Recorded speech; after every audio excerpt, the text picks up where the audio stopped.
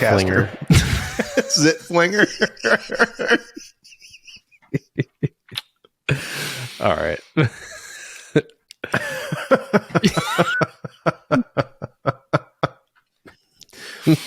Zit flinger. All right, let's rock. Probably gonna be loud as shit. I can't help thinking, somewhere in the universe, there has to be something better than man. Has to be.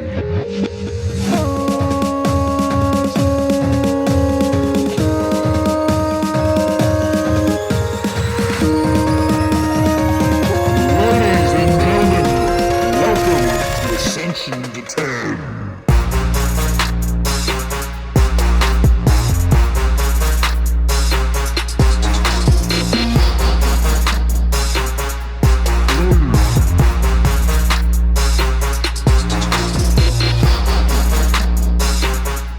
All right, here we are. We're back for another one. Back, Just us. baby. Brad quit again. Yep. He was invited, and he was like, "Nah, the walls are too echoey, or something. Something. I got to surf something. Yeah." He's hanging 10, doing something, whatever. Yeah, That's right. maybe in Here we are. 2024 we'll get him back. Me back. I think it was like 10 episodes from the last time he joined us, so I'm anticipating it'll probably be like 15 episodes. No, kind of building. You're up. thinking like a linear. Yeah. I hope it's not exponential in the. doesn't come back. Well, he'll be back in season 2 then. At that rate. Oh, for sure. Yeah. He'll definitely make it back for season 2, so that's good. Doggy. Yeah. Well, I'll say, Jed, this week I took it upon myself to test out some new AI software to give us some sweet avatars, which was my Hell hope. yeah, brother. You look Hell yeah. You look great.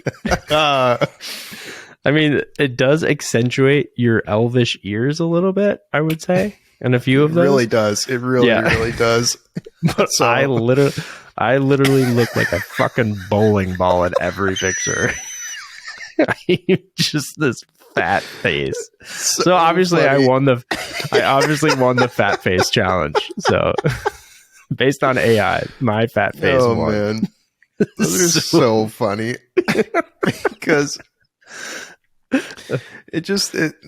from what I can remember at the top of my head, you look so confused or something.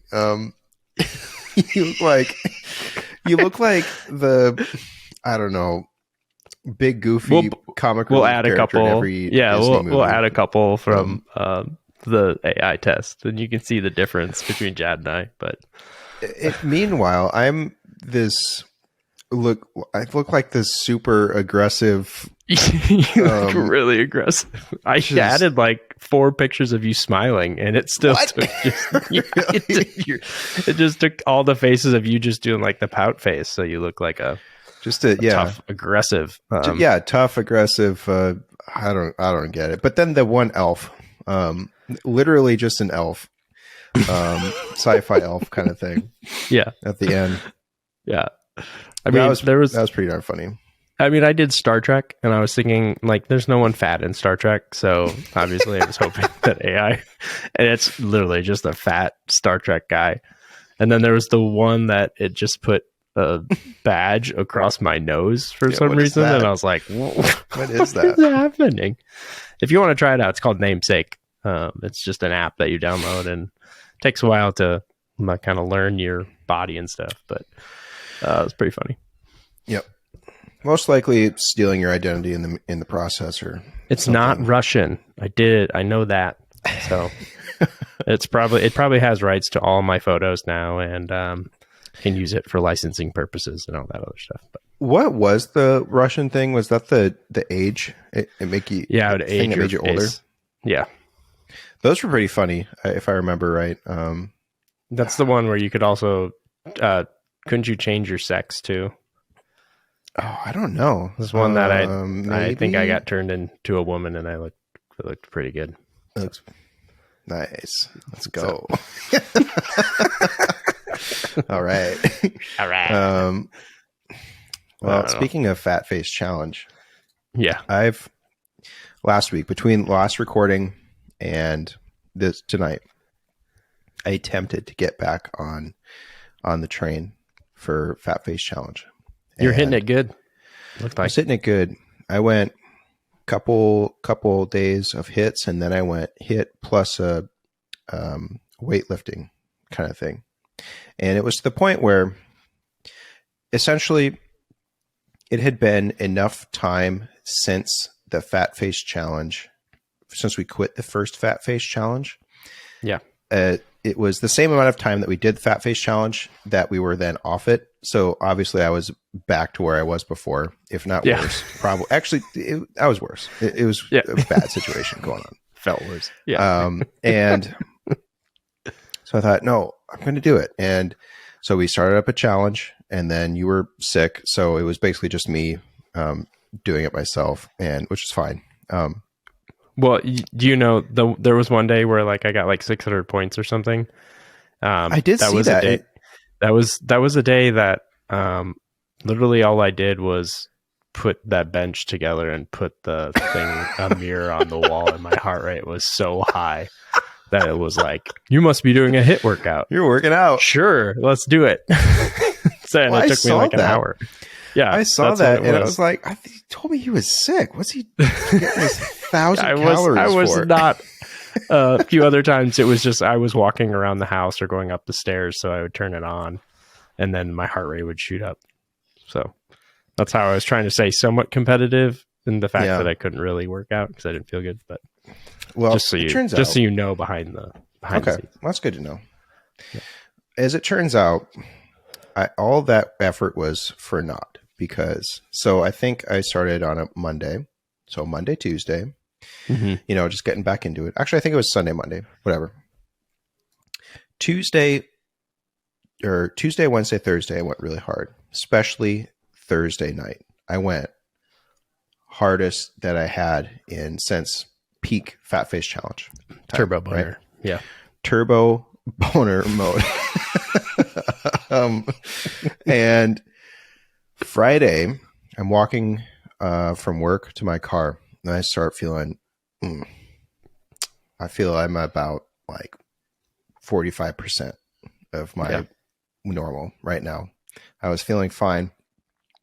The muscles in my chest and arms and everything, upper body and legs and stuff, I was starting to feel the post-workout tinge, of feeling like I ripped everything in my body, right? Right. I was like, okay, this is normal, right? It's a sign that I probably went a little bit too hard, but maybe I should have stretched, but here we are.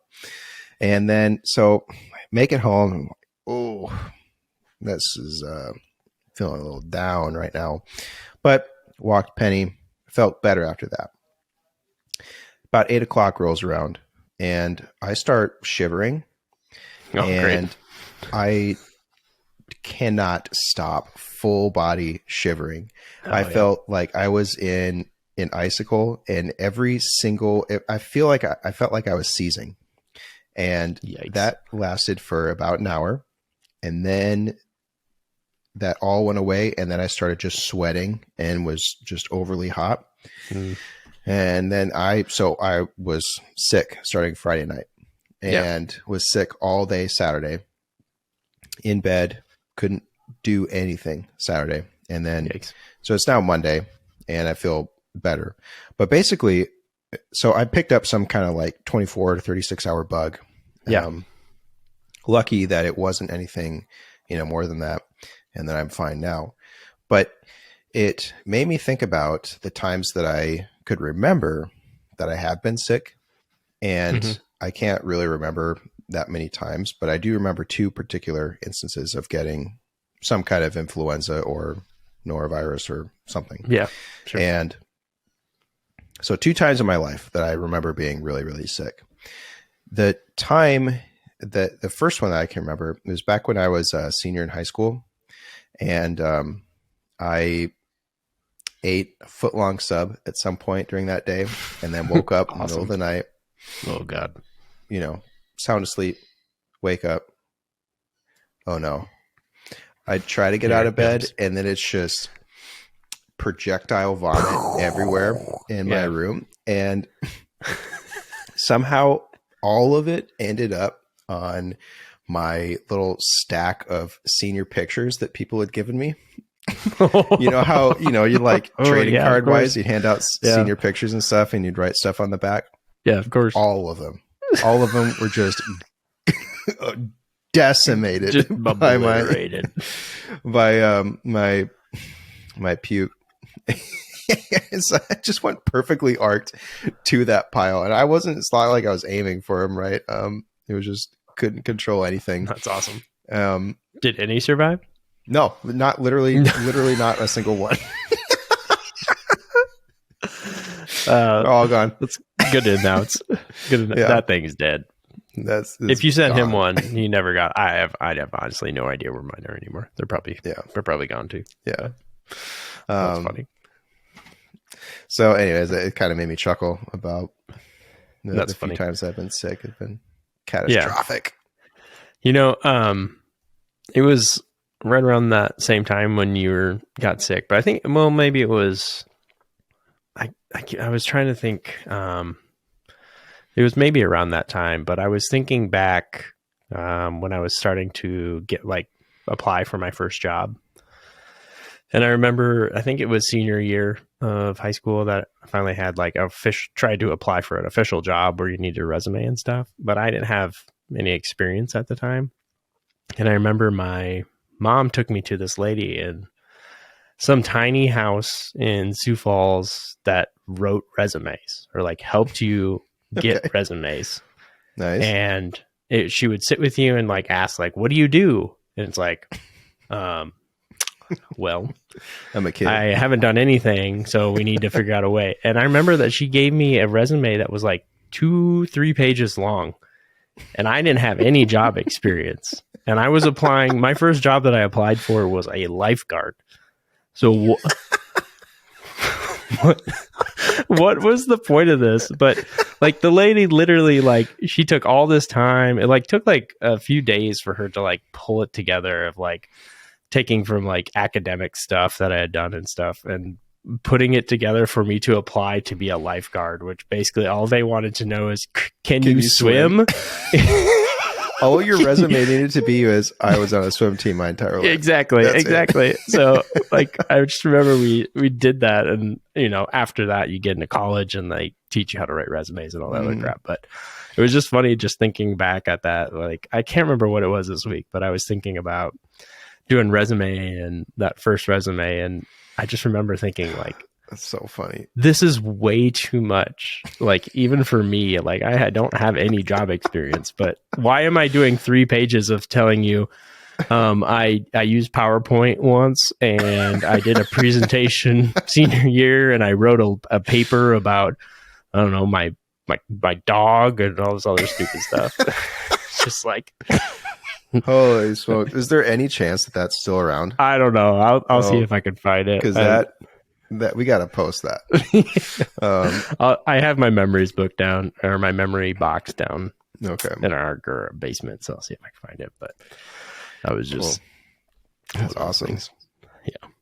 I don't know what made me think of that this week, but I was I have to talk about this. The fact that my mom took me to help me. I mean, she was trying to help because I didn't know what I should do and stuff. What a funny just solution, Time to Be Alive, that was the solution to getting you a resume, is to go to someone who's professional. Go to someone and help you write it and figure out what to say. Yeah. Especially now when there's just more AI that can just write a resume for you, apparently. Yeah. So. Oh man. Yeah. Well, yeah, that's what I had. Do you want to talk about this movie? Should we just jump into it? Let's just jump into it. So you teased at the end of this episode last week. You were like, "Oh man, I really like this movie." I was like, "Oh, okay." Yeah. Well, as it turns out, I don't think I had seen it since it came out when I saw it as a kid, right? And it was pretty cool back then. The part that I did remember was like there's a part where like a face is on Mars. And I remember that scene and thinking, oh, that's really cool. Like they took the, that image that looks like there's a face on Mars, and then they kind of made it literal. Yeah. But yeah. And it's in the same. So yeah, if you want to Google this, you just type in Cydonia Mars. The first thing that'll pop up is an old black and white satellite image of just a mountain, a series of like little mountains on Mars. And that initial picture has a little mountaintop that looks like it's a face. Yeah. And so and this was back from the 70s, when the picture was taken. I don't think it was released until sometime later, maybe. And then people people just went nuts about the fact that there was a face on Mars, a human type face on Mars. And then every other subsequent satellite image or probe flyby, just, they took it at a slightly different angle or at a higher resolution, and then just completely gone. Like there's no face whatsoever in any subsequent photograph of it. Just happens to be the shadows. And it's an interesting thing though, because this tendency for humans to see faces from inanimate objects, things like a couple of lights on the side of a building, right, with something like seeing faces where they aren't. This can be loosely fit the term pareidolia, which is just seeing or hearing things that aren't meant to be there. And evolutionarily, it kind of makes sense for animals or humans to have that, because if it looks like something that might be a face that could attack you, you need to learn to recognize that, so you can either fight or flight kind of thing. And so it's ingrained into our psychology, before we even had psychology, to recognize faces and things. And it's just this evolutionary remnant that we still very much have. And seeing faces on the side of Mars is no exception. But for that reason, it is very cool that they played that up for this movie. But that's kind of the only cool thing, as it turns out, about this movie. Yes. I do have to rescind my statement about this. It's fine movie. because here's a few things that I'll give you some tidbits. And they said that there was a theme park attraction in Disneyland and Magic Kingdom that was called Mission to Mars. So they think that Disney was one of the companies that kind of helped produce this and bring it to life. So they think that might have been part of what it was based on. Okay. And then Gary Sinise is actually the voice. If you go to Magic Kingdom, it's called Mission Space Attraction at Epcot. Okay. So he's the voice on there. And then they have some of the props and stuff that they use for this film there. So I don't know. It opened in 1975, but now it's kind of transitioned to a different, just mission space. But this was at that time where they always do that double film. So this was Mission to Mars, and then they had Red Planet. Now, I have to say, Red Planet, Kilmer. Yeah, Red Planet is legit, I think, if I remember that correctly, at least. I haven't seen it, so I can't guarantee, but it didn't seem like that one has to be legit. If I have to remember that one being cool as a real thing.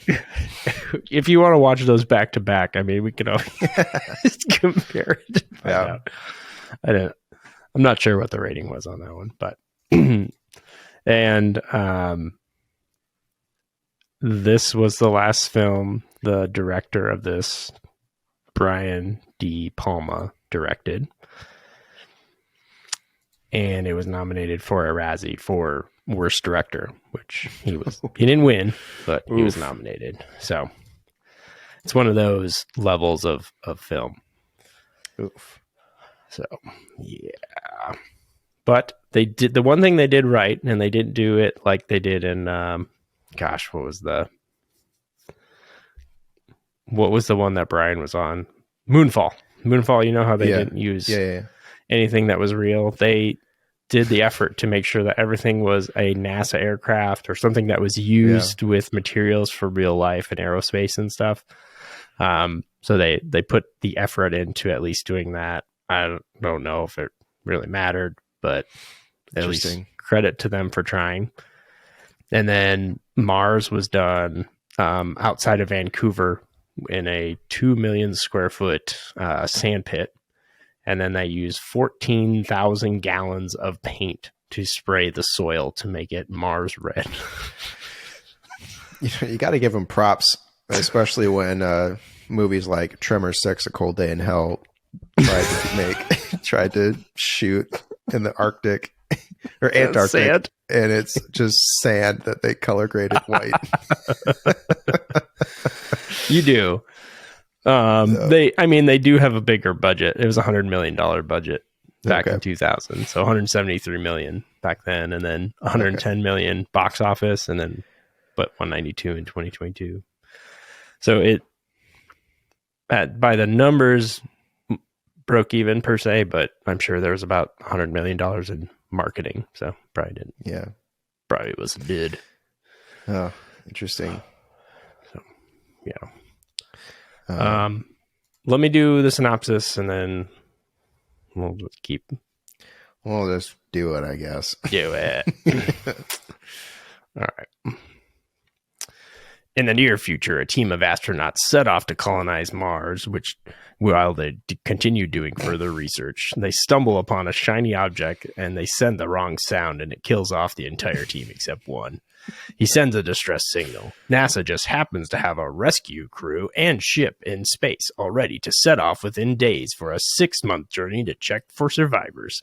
They get ready to enter Mars' atmosphere when micro meteors put a hole in a guy's hand and they use a glue gun to stop the leaks.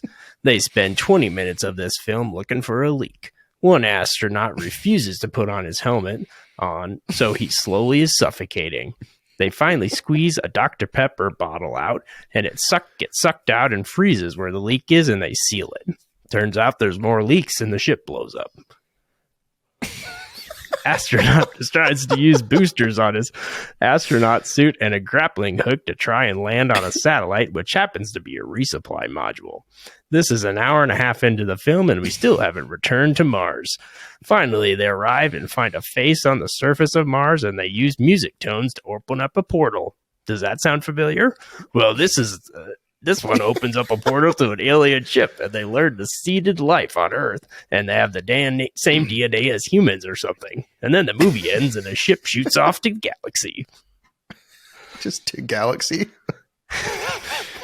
Ships off to galaxy. Ships off to a galaxy. A galaxy. Okay. Galaxy. Hey, I mean, you nailed it there. I don't know what else there's to say here. Nailed it. This one starts off with they're at like a farewell party. They're getting ready for this big mission to people send off to Mars. There's this first crew that's gonna be like 4 people, and I don't know. The only thing that really stuck out to me is the fact that there was Budweiser like cardboard containers that they drank out of. I couldn't figure out what they were made of. They weren't metal. I don't know if you even noticed that, but I missed that. It reminds me of like, I think it's Horizon Farms where you can get your little kids milk. Like it's one of those where it has like a plastic little thing that you just pull off. But interesting. Too bad you missed out on this was set. Was it 2020? Oh, okay. It was made in 2000. Is that right? Made in 2000, set for 2020. So yeah, their vision of the future had just everything just be normal, right? Everything exactly just normal stuff. Some weird Budweiser cans, and then one guy with an electric car that shows in a Isuzu electric car or hybrid or something, because it made some kind of weird noise. Via Cross convertible, which they never actually made that car, and It was like a Halo car that was produced just for a short amount of time, 97 to 2001, and they only sold 4,153 in the US. And they thought that they would just add it jet sounds, so they'd make it sound futuristic when he pulled up. Isn't it funny that these movies that try and depict electric cars always just add noise to them, right? Yeah. And the whole thing, one of the big things about electric cars is that they're silent. They're silent. But they always use, and they also always seem to use like a jet sound.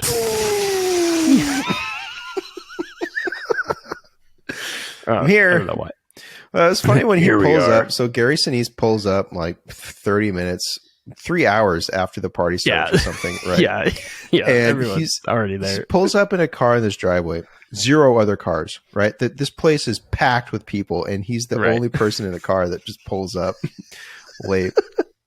And Don Cheadle, it starts out with, it's Don Cheadle's house, Don Cheadle's party, because he's a commander or something for this mission. And you see it kind of slowly pans through the crowd and the other astronauts that you get to know for half a millisecond, and it literally doesn't matter that you understand that they're like married and stuff, or one guy is just a player, ladies man player, just trying to sleep with every woman there at the same time. And it doesn't matter because they're literally never, you only see them die basically, right? There's no character development at all. And then it's just Don Cheadle just standing in his driveway, just staring off into space, right? He's the commander of this first manned mission to Mars, and he's staring at nothing. And his wife comes up and she's like, bro, what are you doing? And he goes, I just don't know if he's going to show or not. And he's talking about Gary Sinise not coming to his party. And like, why is I just don't know if he's going to come or not. He's like, he should be here. And she's like, who cares? You're leaving for Mars tomorrow. Talk to your son. He's like, oh, I have a son. Where is he? He's like 3 feet behind him. He's like right behind you. If you turn around, you can just see him just hanging out. And the kids all like, well, I don't know who's going to, you're going to be gone to Mars and stuff. I don't know who's going to read me this book. And we might finish it before you get back. Right. Yeah. And he says the solution is that he'll just read it on his own time as well. And so that the kid will know that he's reading along, when in fact he could just record himself reading it and leave it for the kid. They didn't think about that. No, they didn't think about that. Especially in the future. Yeah. They don't but have whatever, like that. Yeah. So the next scene, they're at Mars, right? I think team. And so the guy this guy named Nick that's hitting on these girls, like the girls are literally just credited as Pretty Girl 1, Pretty Girl 2, and Pretty Girl 3. So they don't even have lines, right? They're just I think one has one line where she's like, haha, nice try, or something. Haha. Yeah, but I just thought it was funny. But so the movie, they moved to like the 3 of the main characters per se. So it's Don Cheadle, Gary Sinise, and Tim Robbins are sitting there just like talking about the old times and stuff. And apparently Gary Sinise was kind of a wild guy, pilot or something, but he never like gives that off. They was just like, they're like talking about past missions. He's like, come on, I was a pretty good stick jockey. Call me if you want a flight test. And then one guy's like, what is a stick jockey? And the other guy's like, I'm pretty good with a pretty good stick jockey. And then they're like, come from the guy who's landed a broken Block 2 shuttle. It was just like, what? Oh, anyway, just meaningless dialogue. Just it doesn't just mean terrible anything or add anything to the story, and it was so poorly acted too, because I didn't just laughing at nothing. The thing that didn't make any sense. So there's a mission to Mars. 4 people are going. Gary Sinise is like not going, and he's like devastated. But the other guy, Tim Robbins, sounds like he's going on the mission too. Didn't you get that impression?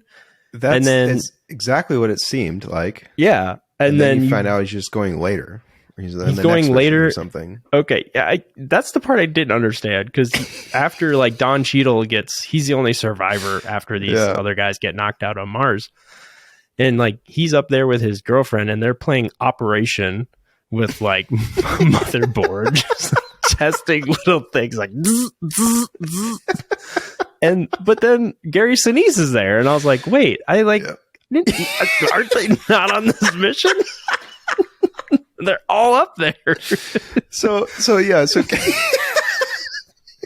that's this whole SOP story for Gary Sinise. He's like, he washed out of the program or something because his wife died, who was also in the program, and he just couldn't handle it. You know, some pretty heavy emotional stuff. Right. And so it's like they paint this picture that it's Don Cheadle's house, it's his party, and it's the party for the other astronauts that are going. Tim Robbins and his wife are very clearly, the impression is that they are also going with Don Cheadle. They are and going. The ladies' man. Yes. That's the four. And that's the four. And as Spenny said, the next scene's on Mars, and it's Don Cheadle and then just other people. Yeah. The ladies' man and other people. I literally had to know. I was like, where's Tim Robbins? Like, where's Tim Robbins? Where's their wife? And then you find out that, okay, they are in space. Yeah. Gary Sinise is in space also. So he's good enough to go to the space station, be in space and live up there, but not go to Mars. Yeah, apparently. Even though he wrote the book on Mars and knows everything about it and knows everything about the mission. Yeah. How many times did they say that? Like, he wrote the book. Like, he knows everything about this. He invented Mars, but he can't go. Yeah. And so, so when you find out like Gary Sinise is on this ship and it's Tim Robbins, and there's a stress signal coming, but it hasn't quite come yet. But there's a commander, Ray, who's like the head of the space station. Did you notice that guy? Do you remember this guy from other film? Definitely remember him. I cannot remember from what though. So the 13th floor. He was that old guy. Oh, yeah. The one that turns out Yeah. Slept with a bunch of women, and it was the architect of... Slept with a bunch of women, and he was the architect for this Half-Life place. Yeah. Well, it turns out he has a somewhat decent role in this, but he goes uncredited in this movie. Like, he's not in the credits. And I looked up, and I could not find anything that talked about like why he was not credited.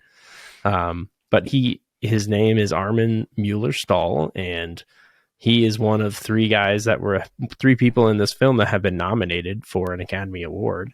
And then Tim Robbins obviously won his for Shawshank. But it was just interesting that like this guy is in the film multiple times, and he's not credited. And there's nothing to tell me why he wasn't credited other than he's not credited. So it was interesting. Wow. So that's pretty funny. Yeah. Yeah. So as it turns out, Don Cheadle's on Mars, totally different crew. And they're at this, they're in at Cydonia on Mars, right? That's right. Where the face is. And I guess they're playing it up to where they don't know there's a face, right? They just, I guess, pick this area of Mars to go to. And they see a mountain and for some reason start blasting it with radio waves. Do you know why? Why is it they start doing that? I don't know. I think they were were they trying to get a signal off it or have it bounce? Because I heard sounds, I think. So they were trying to see if they could. Oh.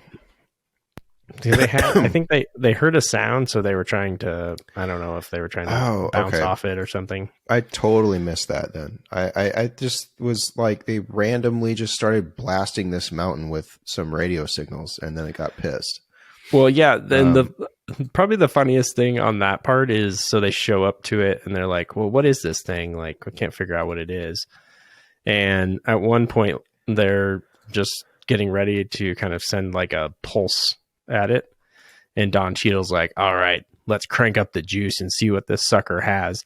And all they do is push a button, and then a reader just starts turning back and forth. like, okay, let's turn up the juice. Like, it just doesn't fit with it. But anyways. I mean, yeah, let's see what this sucker has. It's their instrument, right? They know exactly what it does and has. So, okay, did you notice that? So you were talking about the fact that they tried to use NASA style props and costumes and stuff, right? Yeah. So they have this. They come to this area of Mars from their base camp in this Mars rover 6-wheeled vehicle thing, right? Yeah. On the side of it, it says it has a Pennzoil sticker. Synthetic. And so thinking, okay, is this thing an internal combustion engine on Mars? Probably not. Does it need to be lubricated? I'm guessing not.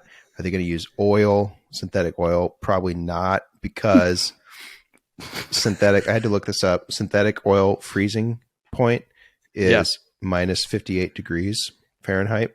All right. Yeah. Yeah. Temperature of Mars. Oh, I lost it. It's lower than that. I think it, crap. I think, if I remember right, it was like minus 81 at its warmest. And so, I don't know. It's like, well, it's also made by Kawasaki, so I didn't know. Oh, I saw that too. Yeah. Yeah. Well, I don't know. Anyways, it was okay. Yeah. They took some liberties with branding. Some liberties, right? Yeah. But they start blasting this side of the mountain with this lame little radio wave emitter.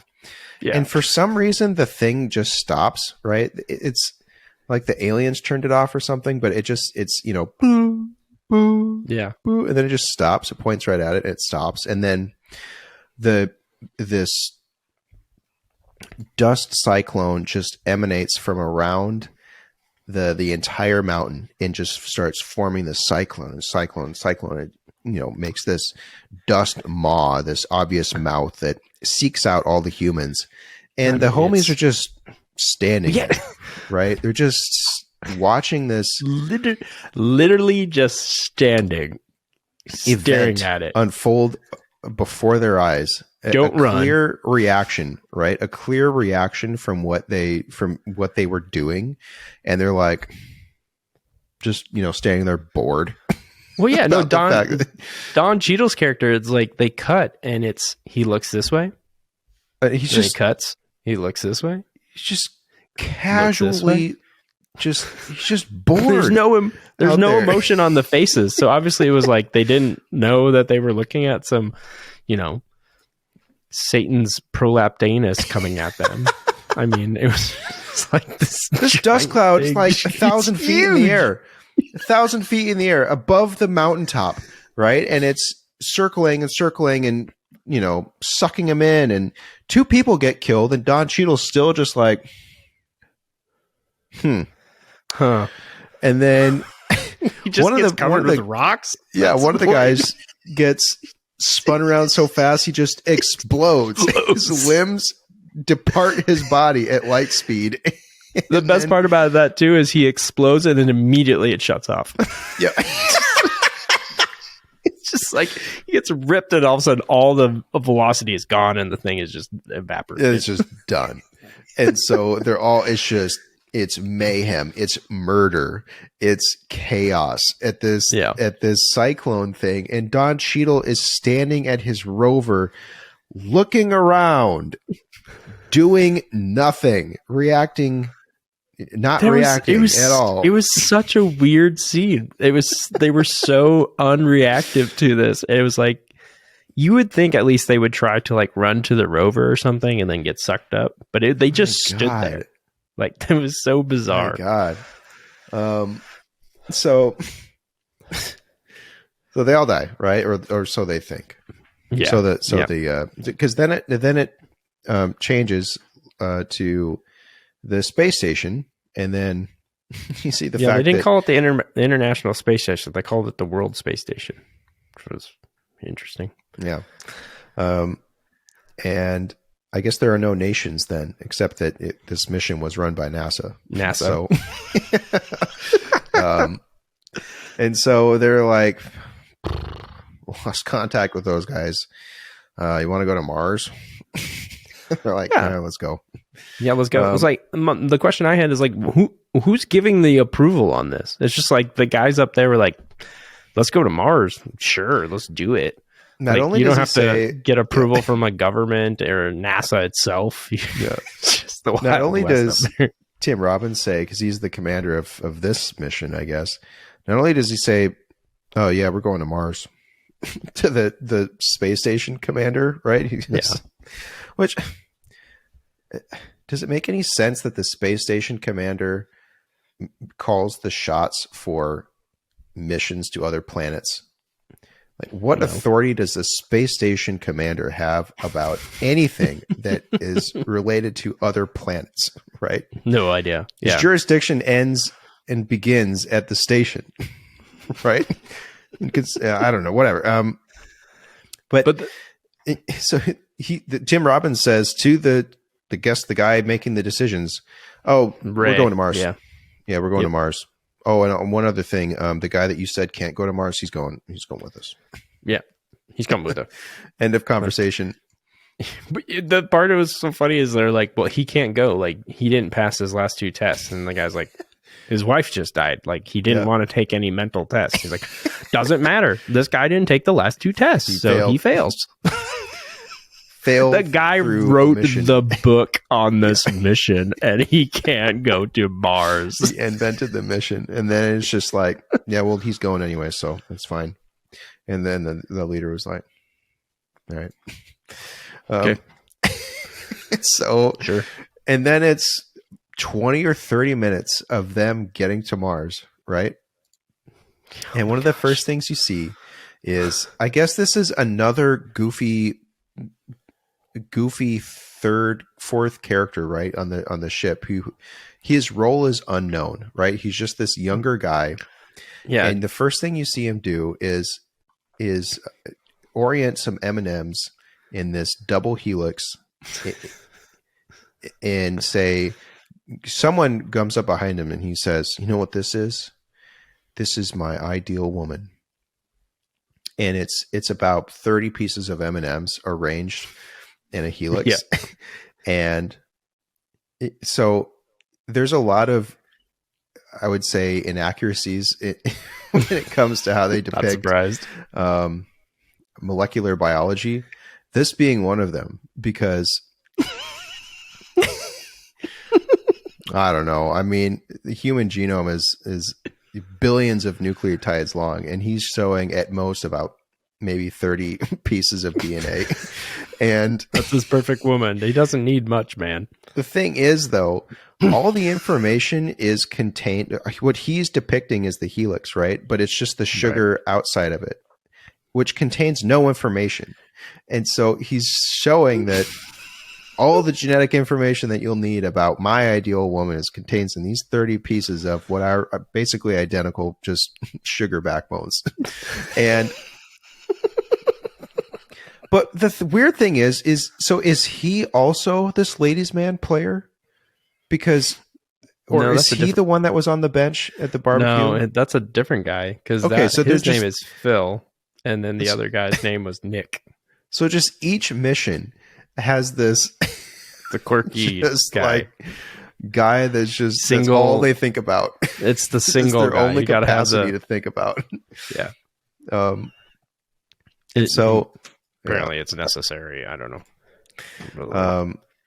But this whole just voyage out there is just so boring. It's at the depiction of getting to Mars was as boring as it probably is getting to Mars. It probably is very. I mean, that's my point. It's probably very accurate. It would be like it's just so stupid and dull and just. And then at one point they're doing these drills, right? So they're almost to Mars, right? And they're preparing their orbital mechanics and stuff because I guess they haven't started decelerating at this point. Mars is right there and they're still just full blast at it. Haven't started slowing down at all. They're very close. Which is something, if you accelerate, if you're trying to get somewhere, right, point A to point B, and you accelerate, the exact point where you start decelerating is halfway there. Yeah. Right. Right. So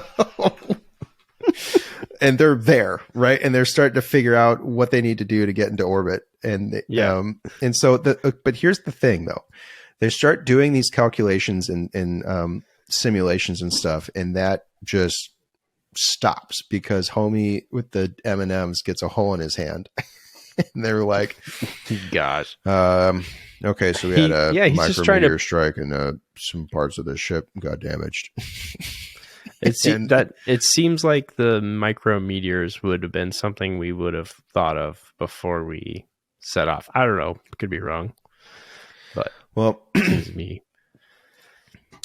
I think part of what makes micrometeors potentially dangerous is that they're not necessarily microscopic, but you can't really see them, right? And so the fact that so they are somewhat random in the sense that they are kind of hard to predict, but to your point though, I think, I don't know, to have them just be ripped through with a hole. There's two. Oh, there's two. Yeah. I think I think the thing that kind of threw me off the most is like, if there was a bunch of them, they would have been like busted through. Just like a whole shotgun blast, right? Yeah. But just two random ones at the same time. Yeah. Seems like a long shot.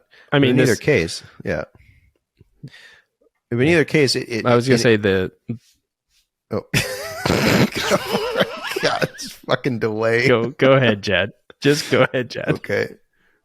So the point being, their calculations and stuff were interrupted, right? Because now they have a hole in the ship, and like, well, I guess we got to figure this out. And then starts the fucking laziest computer alarm system I've ever heard. This fucking alarm system. What does it say? It's alert. It's running out of oxygen with the guy. That was one of my notes. Yeah, when the air was okay, so they're losing air, right? Because there's a hole in this ship, and when it's getting down 70% oxygen, 60% oxygen, and it gets down to like 20% oxygen. Yeah, it didn't make any sense. Why?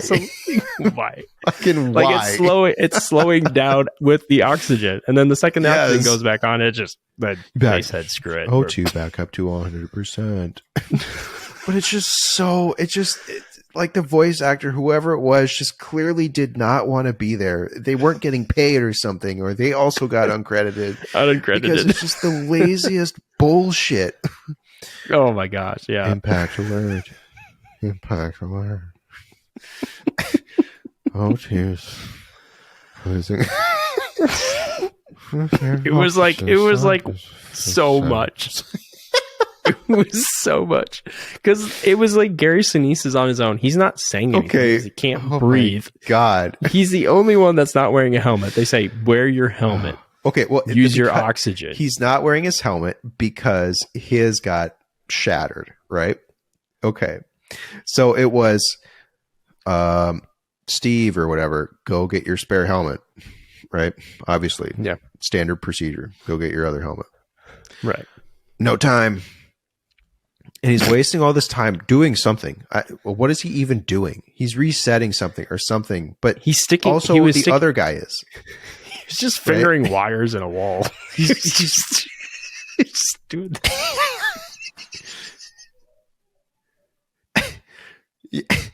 So unnecessary to do that first, right? Right. He was doing that so that they could get the oxygen back. But in the process, he almost didn't get it done because he didn't have enough oxygen to do it when he could have just gone and get a helmet. But the other thing is, because the other people, I don't know if they wrote this in to emphasize how stupid this was, because the other astronauts on board, they're like, hey, I didn't get your helmet, but we also had a can of oxygen, on the wall. So I have that for you. She's standing right next to him. Do you want it? And he says, he just doesn't respond. He's just like, and then Dr. Pepper. Just throws Dr. Pepper. That's all he says. She's holding She's holding the O2, the oxygen bottle with the gas mask, right? Yes, you're right. In his face. She's waving it in his face, and he goes off and like suffocates himself, right? Yeah.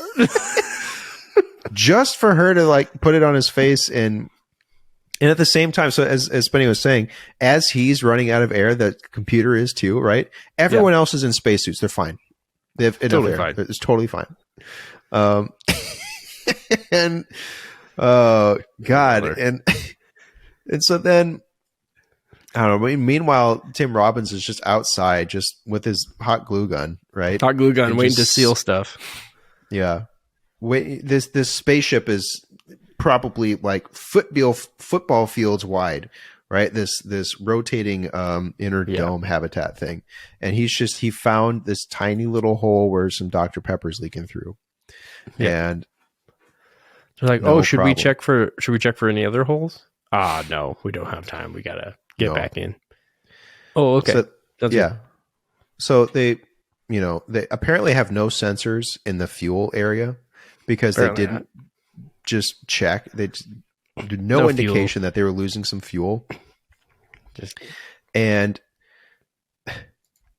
okay, so the whole premise of them. Okay, so they fixed the ship. Fine, we're good. Right? They didn't. Okay. Again, they did not finish their calculations, and they're still just barreling at full speed into Mars. Right? And they're about to just rocket into rocket could get faster. Right? They're going to turn their engines on more to go faster. Right? Yeah. Into Mars. Exactly what. And so then there's this whole So there's this whole plot thing where little did they know a micrometeorite hit the fuel line. And so sure enough, they start pumping that fuel to the engine, and some of it starts leaking out into space and then, just kind of floating around. But I guess enough fuel got to the engine so that they could burn the engines. And then that caused it sealed because it was cold. So the oil or whatever fuel on the outside sealed it. So it just kind of kept it so the tube would keep going. Now, if they would have just waited and let that stuff fly away a little bit farther, I think they would have been just fine. Also, if there's an explosion as the result of rocket fuel, right, being mixed together, right? If the result is an explosion, right, should it matter if there's just more explosion, right? You're actively causing an explosion by turning your engines on at the back of the ship, right? Right. And then maybe a little bit of fuel gets left out, and I guess that causes a bigger explosion, but then it's still just at the back of the ship, exactly where an explosion should be, and that causes the whole ship to just explode. I don't. Also, they're showing rocket fuel, and I think rocket fuel it's separated. I think it's just like hydrogen, right, in some in oxygen that they keep separate.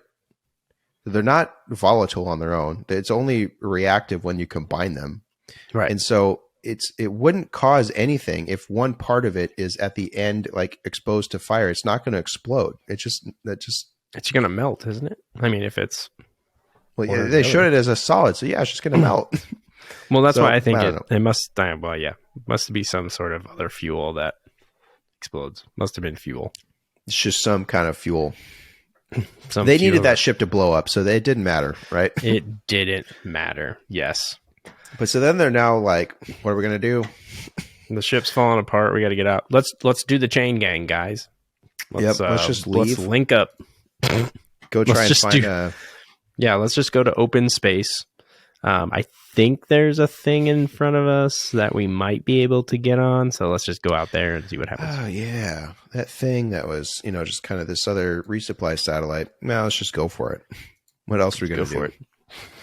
So, whatever. I mean, no supplies. No supplies. They're just, free balling out in space, trying to get to this, to this fucking satellite. I'm telling you, we're like 30 minutes long into this like mission part. Just the voyage part, right? Just the voyage. And Like- it's just like, good Lord, can we get back on Mars already? Yeah, and so whatever. They try and grapple hook. They run out of like space pod fuel or whatever.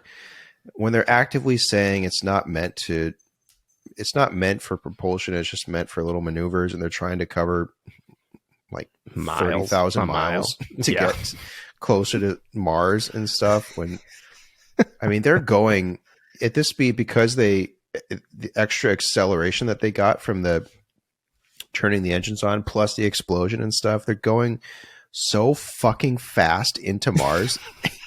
And that little, they're way faster than what that little satellite is. You're right. Which Tim is just Robbins in a constant orbit, right? Yeah, when Tim Robbins hits it, he would fucking splatter against that thing. Or he slowed down. Oh, so, but okay, so he tethers the crew with this little grapple hook to the thing, but then he can't hold on because he's going too fast. Oh no, he's tumbling into space, into Mars. And they're like, shit. So his wife comes and she goes rogue.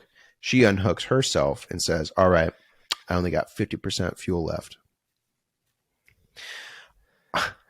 I'm going to burn half of my stuff, half of my fuel, and then I'm going to shoot my grapple hook, and then I'm going to try and get him, right? Okay. So she accelerates. So all she needed to do was just do a little burst, right, to get a higher velocity than he had, right? Right. So just a tiny little burst of her juice, get to him, or use her little grapple hook thing. Slow down a little bit and then go back. And what she did was burn, so it continuously accelerate for 50% of her fuel, and then do a tiny little puff to stop herself. Yeah. Now, okay, Spenny, physics question. If you burn fuel, if you have a full gas tank, right? Now remember you're out in space. So if you hit the gas pedal and you go and you lift off the gas pedal, you're going to keep going, right? Right. Okay. If you use 50% of your gas tank and you want to stop, how much of your gas tank do you have to use 50%? To stop? See, all of it, 50%. Right? You're going to use all of it in that maneuver, right? And so it doesn't. It didn't make any sense because she literally was just put the boosters on for 50% and then just a little stop. Tim Robbins is basically like, she's going to keep coming after me, so I got to do something. So I'm just going to take my helmet off and die. I know. It's like, what do I got to do to get rid of her? Kill myself in space? I guess so. She's perfect. Mars problem now. Yeah.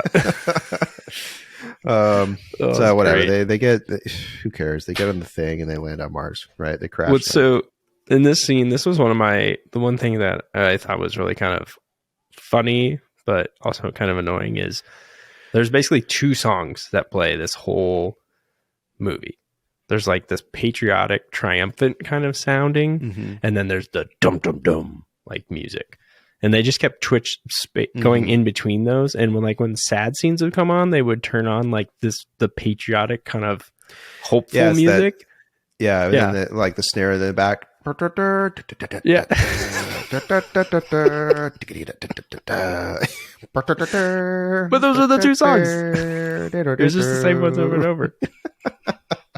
Anyways, that was one of those parts where you could hear it and the music was playing and I was like, oh, jeez. God. All right, so whatever. They get back on they finally get on Mars, right? And this is where Gary Sinise is like, just throw out all the cargo. We're going to use this. I know how to land this. I'm a stick man, so we'll make this work. Arguably, the hardest thing they have to do to this point, they just completely gloss over, right? Would have been the most interesting thing to see is them enter the planet's atmosphere, right? And figure out the fact that they want to land somewhat close to where the base camp is, right? They just kind of gloss over the fact that they're in space and three football fields within. Yeah. So anyways, they crash land, right? And they have this little sled worth of stuff. That's the only thing they salvaged. One sled worth of just junk. One thing of which was the computer that needed new launch coordinates or something. I mean, it's like the thing that was damaged. So they have a return vehicle, right? Yep. It's all ready to go. But it is completely lacking a computer module to get back. Now, you might argue, oh, that was damaged in the wind thing. Okay. Well, the return vehicle wasn't at the mountain where it was, getting destroyed. So there's no reason why they need a new computer to leave Mars. Hey, we needed a mission. So this is what we got to do. But they had to bring something with them. Show it with nothing. Oh, I thought you had everything here. So they show up at base camp, right? And it's just this desert ghost town, except for the fact there's a full functioning greenhouse and just oxygen. Lots of it. And I guess that at this point, they just stopped believing that Don Cheadle was alive. This whole rescue mission, they just figured the plants just took care of themselves naturally. Because they were very surprised that he was still alive. And so Don Cheadle's been alone for like 5 months, right? And he's in this complete state of catatonic shock. Doesn't know what another human looks like. Yeah. So much so that when he sees them, he tries to kill them.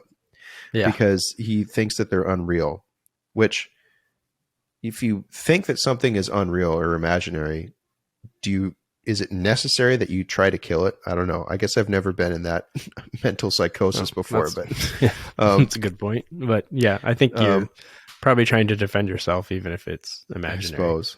But so, whatever. Either like, oh, thanks for coming, guys. Yeah. And so then he's all showing them this signal, telling them what happened, right? They see the face. And, which is crystal clear on their little display, by the way. Like whatever camera they have on Mars is just very perfect. Obvious. But then they're also looking at this ominous ongoing storm or something, right? Well, yeah, a couple times they mention it. Yeah, they mention it like half. Well, they're talking about like half of the Mars is being with this giant storm that's coming. Yeah.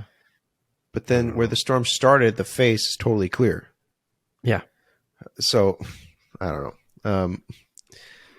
So Don Cheadle's like, it was a test. There was a test. And they're like, who? And he says, them, the face people.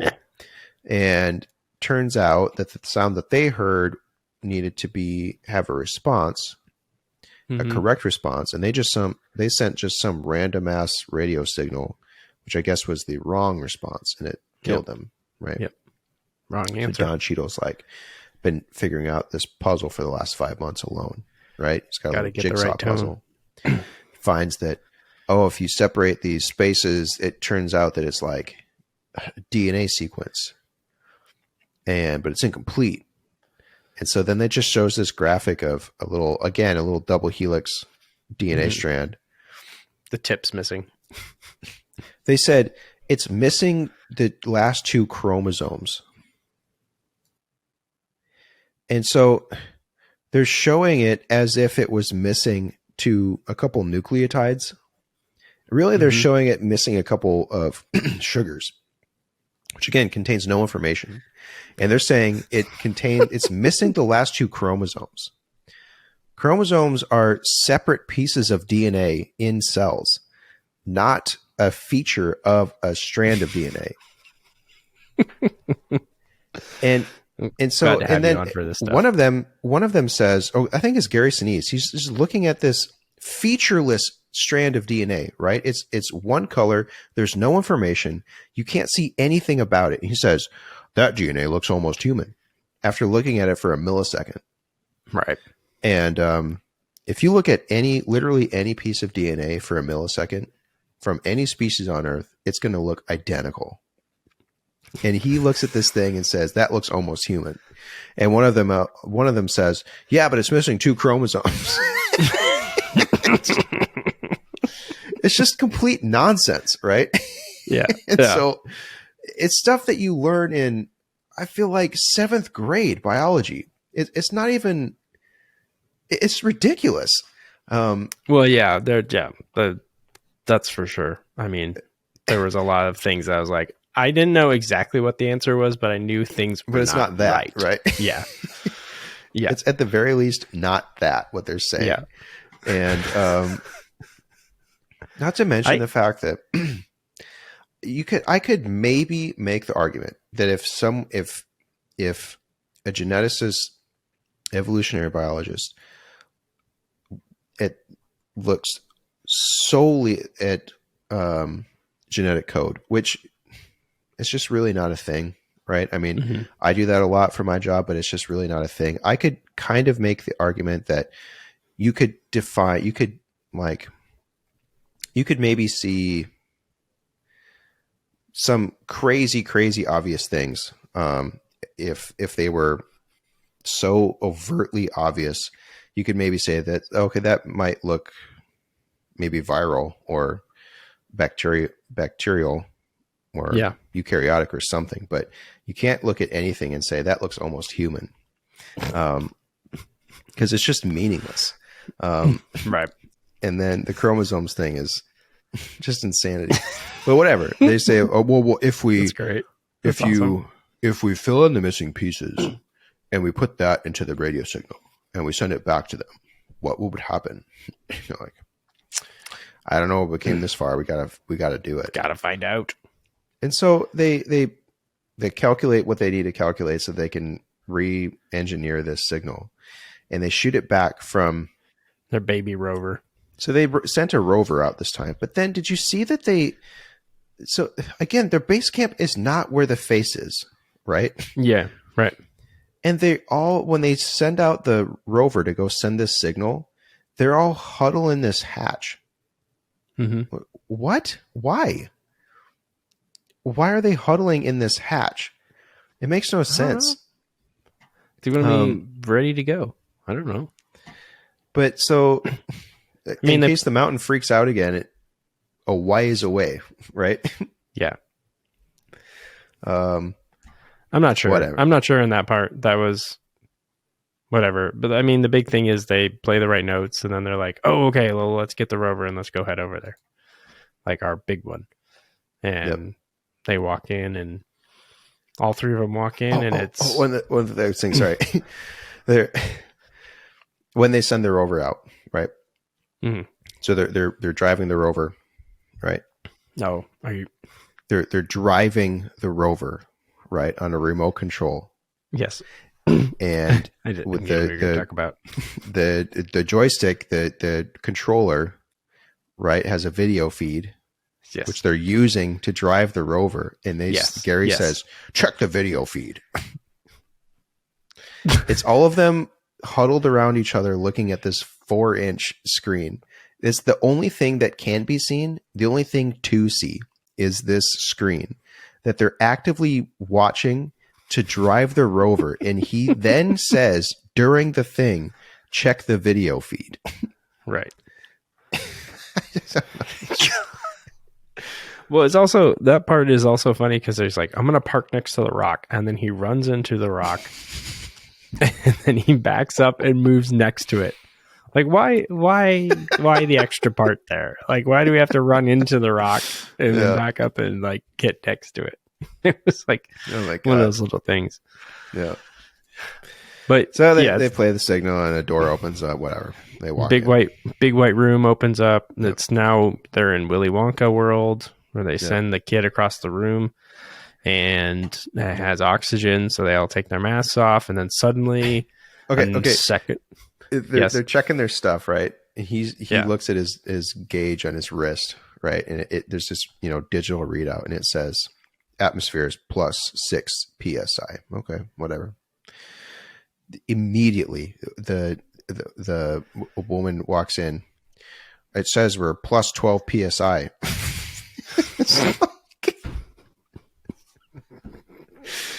I mean, so a lot of people are probably going to see the plus 6 psi, right, or forget it immediately. But then for her to just instantaneously disregard have a different number. It's just.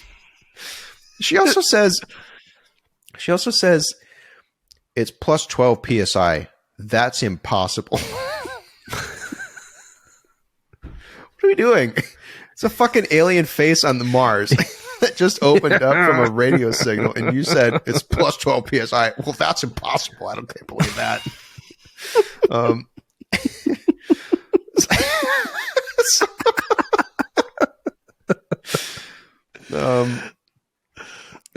know. Another room opens up, right? Yeah, I mean, this is where the movie just. I feel like it just like. But there's like 5 minutes left, right? And it's just like it's everything that's relevant to the movie happens to the now. movie. Like this door opens. It looks like some sort of like interactive planetarium thing, and they walk by and they see Mars, and like, oh, I think that's Mars, and then they see it get destroyed, and then all of a sudden, just right behind them is an alien. Like she's 15 feet tall, and she's crying. Shedding a tear at the impact of Mars.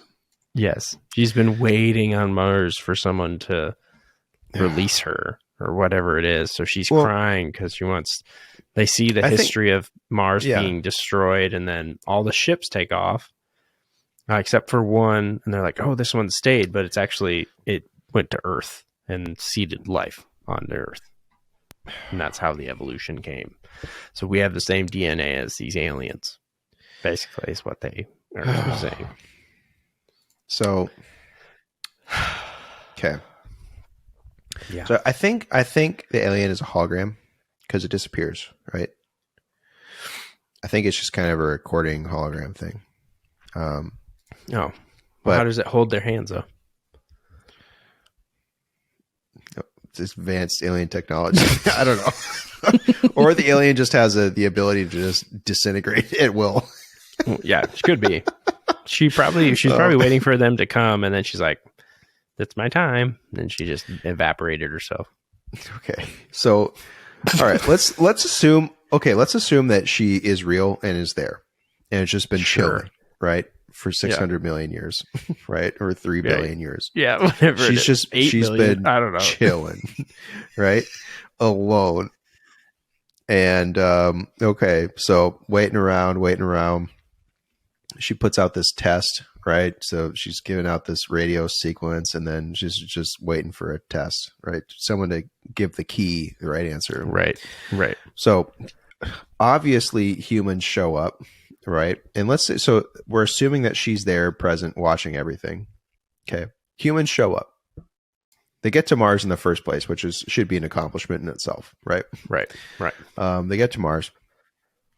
She's watching this out the hatch window. It's like, oh, sweet. First time anyone showed up.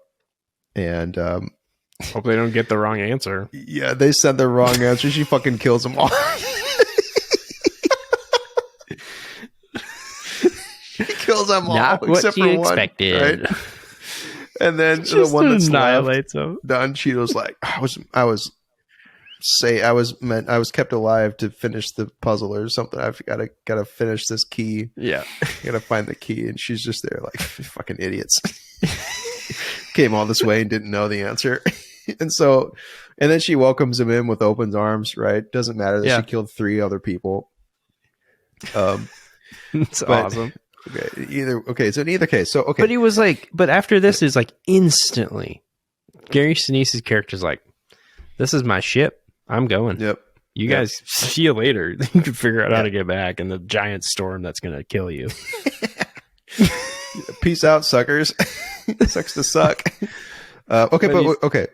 So as is depicted in the little planetarium, Mars was this once green and blue world, which is actually very likely that it had water and was, for all we know, life probably originated on Mars or existed on Mars at one point, because they're all evidence points to the fact that there was water on Mars, running water and everything. Okay. So, and it supported life to the point where species evolved to the point where they have intergalactic space travel, right? Because it showed them all the ships leaving and they left for a new home in another galaxy. Yep. All of them. Seems pretty advanced, right? Mm-hmm. They, I guess, didn't want to live on Earth, right?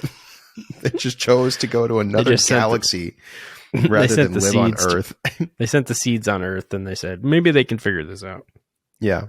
So, okay, that seems strange that they wouldn't just inhabit Earth or cohabitate Earth, right, at the same time, not put all of their eggs in the basket, which is, what humans are arguing for right now, the fact that with global warming or whatever, or, some kind of asteroid strike might take out Earth, might as well spread to the stars, right? See what's out there. So you're telling me then that a intergalactic capable species on Mars couldn't see an asteroid coming and either obliterate it or just deflect it a little bit so that they could save Mars. And what annoys me about this, the fact that I guess they couldn't do that, is to your point, when the hologram or the actual alien was crying that Mars was dead. Yeah. You're telling me, so it meant something to them that Mars was destroyed. Mm-hmm. So then I guess they couldn't avoid it. I guess, I don't know. You couldn't avoid it, and somehow that one ship survived on it, because the one ship that stops goes to Earth. Yeah. This one stayed on Earth, Mars. Yeah, it was fine. So that didn't. So okay, then the last, stupidity of this is that, okay, what kind of time frames are we looking at here? The solar system, somewhere around 4.5 billion years old. Okay. Mm-hmm. Earth and Mars formed, at the same time, give or take, because that's when the solar system formed. Right. Mars likely had water and an atmosphere before Earth did, because it's farther away, had a shorter window to cool. So that's why life is probable that it could have started there before on Earth, because it had more time to do so before this supposed asteroid strike. So, but life on Earth probably started, at least from a genetic standpoint, like almost 4 billion years ago, 3.5 to 4 billion years ago. So if we're saying that life from nothing on Mars started and got to the point where there was intergalactic space travel in the same amount of time that, or like in 500 million years, when it's taken life on Earth, if they seeded life on Earth, they're the ones, and it's taken 3.5 billion years to get to Mars, when they went from literally nothing to intergalactic travel in 500 million years. I don't know. I guess we suck compared to them. I guess so. I mean, but anyways, why go to another galaxy? Right? I don't know. Let's go to another star system. I don't know. Well, they're they're looking. They're like after Earth. They're finding that second Earth. only to end up back at Earth. Only back at Earth. Well, they ended up back at Mars. What are you gonna do? Well, yeah. I don't know. Anyway, so the one cool thing about this sequence was that countdown sequence. I thought that graphic was countdown sequence was really cool. Really cool. It's like rings on the ground that are kind of turning at different times. I wanted to calculate what kind of counting system that was, but I didn't have enough time, and honestly, I didn't really care. But didn't have your abacus, to calculate. It was really cool though. That's kind of the only cool thing. Yeah, that and the fact that they played into the face on Sidonia. Yeah, but that was the cool part. That at the end, Jim hops into this. He gets shot up this tube, and he gets surrounded by fluid that has sparkles on it, and he absorbs it, and then he has all these visions of past life with his wife and the previous missions he's done and all his friends, and then the ship takes off in a giant fire tunnel, and the other two folks make it back to the ship where Jerry O'Connell's character is ready to push the button to launch. And they get up, and then they see him take off to the same galaxy, so they take off again to the galaxy. Not Which near they us. can apparently and- see by just eye.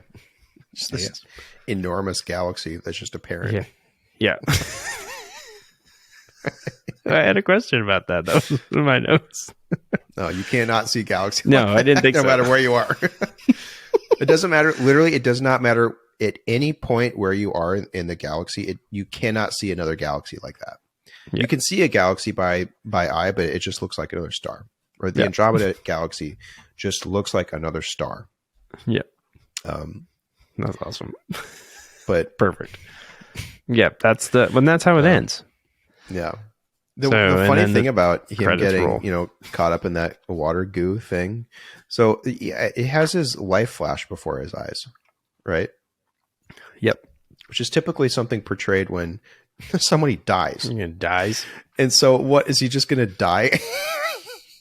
There's nothing special about the fluid. It just kills him, right? His just life kills him. flashes before his eyes because he's drowning.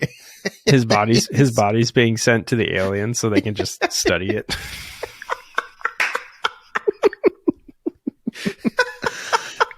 He thinks he's got to go on some mission, and it's really he's just dead. He's going to go meet his makers, and he's just a fucking body bag. That's the whole purpose of that ship. Is rather than send aliens, Just how, like one. alien abductions, right? Where they come to your house and suck you up from your bed. Yeah. This is like, yeah, we're not going to do that. We're going to have people find a way to get to Mars. We're going to kill a few of them in the process. Sure, it won't take and, a couple see if they thousand can years. understand this, like stupid genetic code thing that we made up. With sounds, And- See if and then basically destroy the whole planet in a dust storm. See if they get in this random tube thing, and if they do, we'll just kill them. We'll just drown them, and then we'll ship the body back to us. We're not going to go to them though. We're gonna just kill them with neurosparkles and hope they come out. You know, Because that sounds like that ending sounds way better. Yeah, for sure. If it What's cut the away alternative, after though? if they cut out away after the credits and it comes back and Gary Sinise is dead and they're just cutting him in pieces. What's the alternative? He goes on an intergalactic journey in a fucking tube of water alone. I guess that's what the plan is. He's just in the water alone for how long? I mean, they see his ship move, right? Yeah. Which means that he's going less than the speed of light. Yeah. And if you're even going the speed of light, it would take millions of years to get to another galaxy.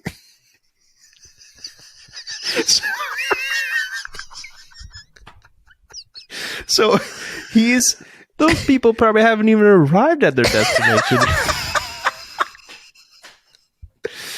oh my God. Yeah.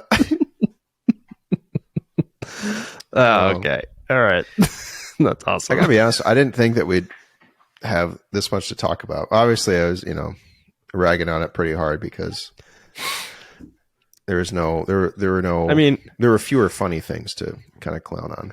But Well, so there's a couple other things that I forgot to mention. So there's one part where they're looking at like a satellite image of the base on Mars, and they see 3 graves, and like Jerry O'Connell's character says, oh my God. well, he must still be alive because there's not a 4th grave. Or no, it was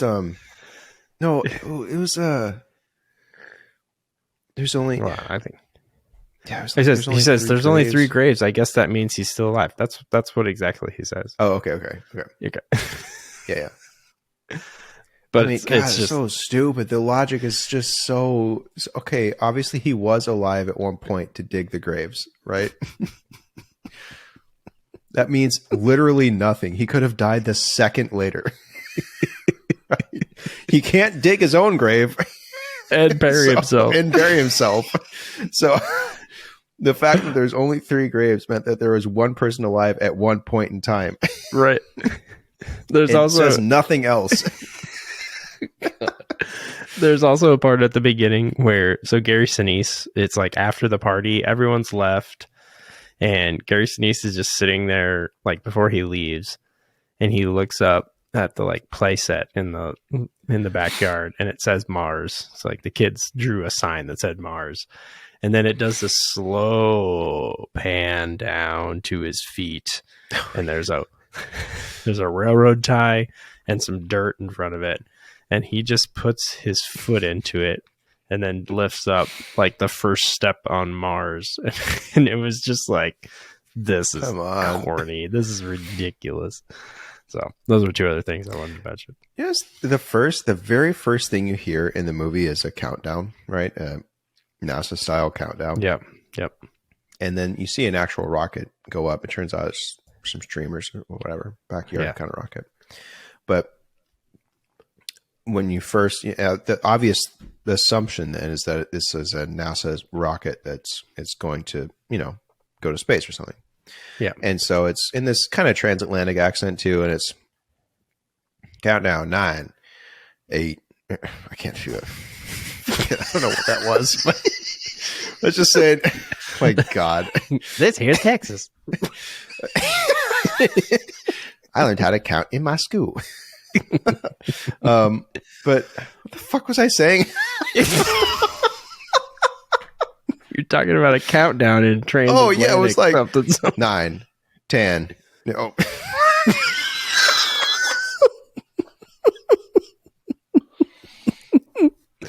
10, 9, 8, 7, 6, 5, 4, 3, 2, 1. Notice how fast it got at the end? Yeah. Whatever. Right? Okay. Anyways. Okay, cool. Went from the very last moment of the movie to the very first moment of the movie. All right. Well, anyways. So it's that time. This is the Ascension to 10 podcast. We rate on an 11-point scale. Oh, man. Ascension being the worst thing you've ever seen, 10 being the greatest thing you've ever seen. Jad, what score have you give this? I'm going to give this. This is a 0.69, I think. Okay. How about you? Bold. I gave it a 1.1. So Okay. I was, I don't know. Maybe I was being generous, but it's pretty bad. I mean, it's not the worst thing I've seen. So there were a few for sure, elements to it that were cool, but there was a lot of bad stuff. It's just, I think it's one of those movies again where like they just spent so much time like dragging on the story. And like we've mentioned, like at the end, that was where all the good stuff was. And they just ran through it in like 6 or 7 minutes. And it was just like, oh, okay. So there could have been a lot more better connection. So, that's how it goes. Yeesh. So, all right. Well, it's my turn to pick, right? That's right. I picked this one, kind of. I'm trying to think about what direction I want to go here. I think in either case, I know nothing about either of these movies I'm going to pick. So, oh, sweet. That makes it better. All right, we'll go with. Okay. Do you want to go completely off the wall and just do action movie or a somewhat sci-fi related action? Oh, I don't care. Let's do it. Let's go straight off the rails. Let's go action. Straight off the rails. Okay, we're going to do a Steven Seagal movie. Oh, God. It's called Born to Raise Hell. Born to Raise Hell. Steven Seagal. Gosh, okay. I never heard of that. Born to Raise Hell. Obviously, I've never seen it. The fact that I even heard about it is, I don't know why I didn't know about this, but okay, man. So we'll see. This looks intense. Yeah.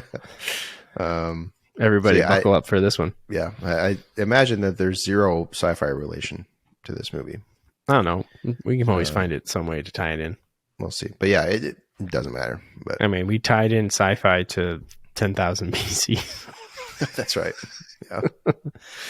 Well, if you are interested in seeing some behind the scenes or anything additional, we are on socials. We are Ascension, the number 2 TEN, on Instagram, Facebook, Twitter, and then we also have a YouTube page, so you can enjoy this podcast via video at the Ascension To Ten Podcast channel.